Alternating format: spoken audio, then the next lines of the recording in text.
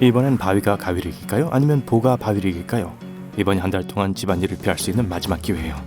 동생이 이기면 여러분 두 사람 몫의 집안일을 하게 될 거예요. 결정적인 승부를 앞두고 잠시 생각에 빠집니다. 가위바위보의 기원은 중국 한나라 시대로 거슬러 올라가요. 17세기 일본에서 오늘날 우리가 알고 있는 것과 비슷한 형태가 되었고 20세기 초경에는 이미 전 세계로 퍼졌습니다. 어떤 사람들은 이것이 두 사람이 하는 우연의 게임이라고 해요. 또 어떤 사람들은 강한 심리적 토대가 있는 전략적 게임이라고도 하죠. 가위바위보를 진지하게 받아들이는 사람들은 선수권 대회와 토너먼트에서 경쟁해요. 만약 그 사람들과 겨루고 싶다면 성공적인 전략을 세우기 위해 몇 가지를 알아야 합니다.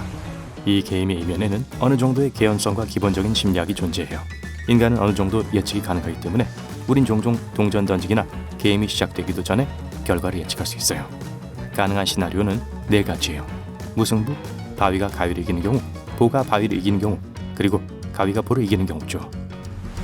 가위바위보를 잘하고 싶다면 첫 번째 규칙은 절대 자신의 생각을 들키지 않으면서 상대를 파악하는 거예요. 초보자들은 종종 바위를 내기 전에 주먹을 쥔다거나 가위를 내기 전에 검지를 살짝 내밀곤 합니다. 그래서 가장 먼저 달피하는 것은 이런 시기상조의 신호예요. 연구에 따르면 대부분의 사람들은 바위를 맨 처음에 내는 걸 선호한다고 해요. 가위가 제일 먼저니까 가위여야 할 것 같지만요. 주먹을 쥔 손 모양이 가장 편하기 때문에 그런 걸 수도 있어요. 그러므로 이런 예상을 뒤엎고 우승 확률을 높이고 싶다면 다수의 행동 방식을 따르지 말고 볼을 먼저 내보세요. 만약 상대가 남성이라면 볼을 내는 것이 가장 좋은 선택이에요. 또 다른 연구에 따르면 남성들은 대부분 첫 번째 시도에서 바위를 내는 경향이 있다고 합니다. 그러므로 볼을 내서 상대방을 놀라게 하고 전략을 망칠 수 있어요. 통계적으로 가위는 가장 인기가 없고 바위가 가장 많이 사용됩니다. 그렇기 때문에 볼을 내는 것은 항상 안전한 선택이 될 수 있어요. 가위가 볼을 이기긴 하지만 바위보다 인기가 적기 때문에 볼로 이길 확률이 더 높아요. 가위바위보를 하다가 여러분은 바위를 내고 상대방이 볼을 내서 졌다면 상대는 그 전략을 고수하고 다시 볼을 낼 가능성이 높아요. 하지만 한 발 앞서서 생각해서 여러분은 가위를 내세요. 이 방법은 여러분이 질 때마다 효과가 있어요. 이전 판에서 사용되지 않은 수를 사용하면 역전의 기회가 있어요. 만약 이전 판에서 여러분이 바위를 내고 상대방이 가위를 내서 이겼다면 상대는 전략을 바꿔서 볼을 낼 가능성이 높아요. 하지만 여러분은 한 발 앞서가고 있어요. 그렇죠. 상대방이 낸 것을 그대로 따라하세요. 상대는 여러분이 그 작전을 쓸 거라고 예상하지 못할 거예요. 통계적으로 게임을 진 사람은 대개 전략을 바꿉니다. 그래서 상대가 가위나 보로 바꿀 가능성이 있어요. 그건 여러분에게 또 한 번의 기회를 주죠. 가위를 내세요. 그러면 이기거나 비기게 될 거예요. 경험 많은 가위바위보 선수들은 눈을 감고 수를 던집니다. 그렇게 함으로써 자신의 전략에 집중할 수 있고 상대의 행동이 자신의 결정에 영향을 미치지 않게 해요. 첫 번째 시도에서 이긴다면 축하해요. 그리고 다른 수를 쓰세요. 패배자는 종종 패배한 수를 다시 사용하지 않기 때문에 상대는 예측 가능한 순서로 경기를 할 거예요. 하지만 지면 어떡하죠? 그렇다면 이전 게임에서 이길 수 있었던 수를 사용하세요. 그러니까 만일 방금 볼을 상대로 졌다면 다음엔 가위를 내세요. 상대는 아마도 이전 승리수를 고수하면서 다시 볼을 낼 거예요. 승자는 성공을 반복하기를 바라면서 효과가 있었던 것을 고집해요. 만약 이전 경기에서 패했다면 상대방은 당연히 여러분이 이기기 위해 다른 걸로 바꿀 거라고 예상할 거예요. 그러면 상대를 속일 수 있는 또 한 번의 기회가 찾아오는 거죠. 이전 경기와 같은 수를 사용해서 상대를 놀라게 하세요. 만약 상대가 여러분이 바꿀 거라고 기대하고 수를 바꾼다면 여러분은 이길 가능성이 매우 높아집니다. 여러분이 볼을 냈는데 상대가 가위를 낸다면 상대는 이번에 여러분이 가위를 낼 거라고 예상할 테니까 가위를 내지 마세요. 다시 볼을 내세요. 그러면 상대는 자신이 낸 바위가 가위를 이기는 것이 아니라 보에 쌓여서 지게 될 거예요. 하지만 가위바위보는 100% 수학이나 논리에 기초하지 않아요. 이 알고리즘은 효과가 없을 수도 있고 질 수도 있어요. 게다가 상대방도 여러분이 알고 있는 것을 다 알고 있을 수 있어요. 그래서 또 하나의 성공적인 가위바위보 전략은 무작위로 하는 거예요. 수학적으로 이길 수 있는 가장 믿을 만한 방법은 각 수를 3분의 1씩 사용하되 상대가 다음 수를 예측할 수 없도록 하는 거예요. 승, 패, 무승부에 3가지 결과가 있으므로 이 방법이 가장 이치에 맞아요. 모든 전략에는 그것을 이길 수 있는 또 하나의 전략이 있기 마련입니다. 그러므로 최선의 방법은 원래 계획을 고수해서 각각의 수를 3분의 1씩 골고루 사용하는 거예요. 게임을 연구하는 과학자들은 선수들이 의도적으로 그리고 무의식적으로 따르는 패턴이 있다고 결론을 내렸습니다.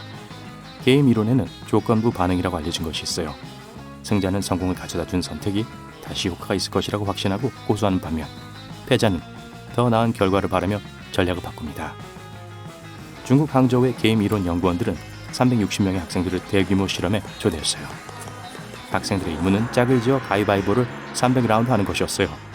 몇 시간 동안 쉬지 않고 게임을 한 후 수학자들은 전략적 결정에서 특정한 패턴을 파악했고 가장 성공적인 게임 전략을 찾았어요. 그들이 지적한 첫 번째 전략은 카운터 전략입니다. 작용 방식은 다음과 같아요.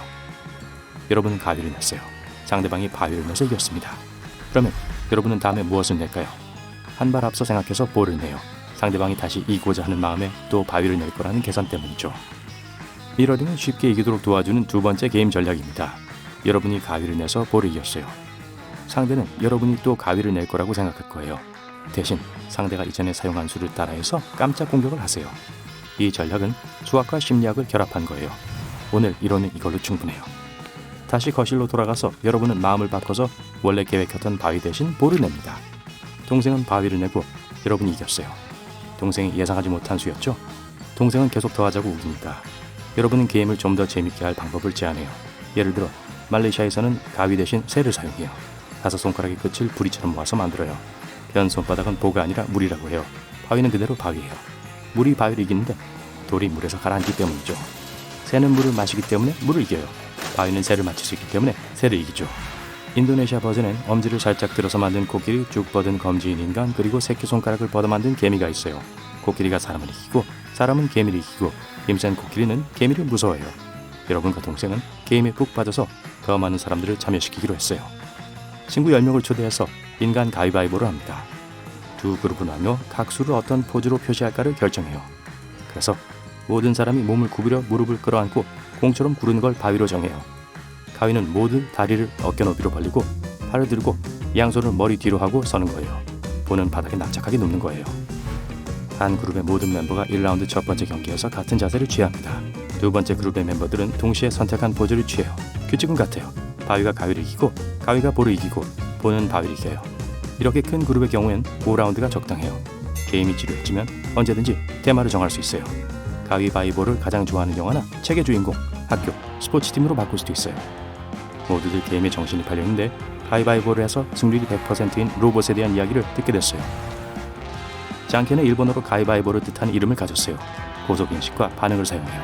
장케는 인간이 무엇을 낼지를 파악하고 그것에 대항하는 최선의 수를 선택하는데 1000분의 1초밖에 걸리지 않아요. 로봇이 속임수를 쓸 수 있다고 생각했지만 새로운 성공 전략으로 여러분은 정정당당하게 승리할 거예요.